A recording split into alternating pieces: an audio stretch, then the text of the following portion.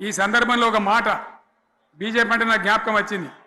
ఇవాళ కేంద్ర ప్రభుత్వం కగార్ అనే ఆపరేషన్ పేరు మీద ఛత్తీస్గఢ్లో యువకులను గిరిజనులను ఊచకోత పోతా ఉన్నారు.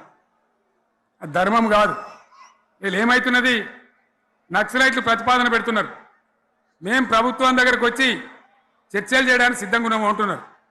నేను కోరుతా ఉన్న కేంద్ర ప్రభుత్వాన్ని, బలం ఉన్నది కదా అని చంపుకుంటా పోవుడు కాదు, అది ప్రజాస్వామ్యం కాదు. ఆపరేషన్ కగార్ వెంటనే ఆపేయండి. వాళ్ళని పిలిచి, ఆ నక్సలైట్లను పిలిచి డెమోక్రటిక్ స్పేస్ ఇచ్చి చర్చలు జరపండి. వాళ్ళు ఏం మాట్లాడతారో చూడండి. అది కూడా నల్లనా తెల్లనా దేశం ముందరికి రాని. కానీ అట్లా కాదు, మొత్తం ఏరి పారెత్తాం, కోసి పారెత్తాం, నరికి పారెత్తాం అంటే మిలిటరీ ఉన్నది మీ దగ్గర కొడతారు. కానీ ప్రజాస్వామ్యం అనిపించుకోదు.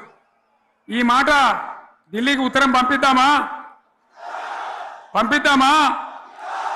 మీరందరూ సపోర్ట్లు కొడితే తీర్మానంగా భావించి దాన్ని కేంద్రానికి పంపిద్దాం.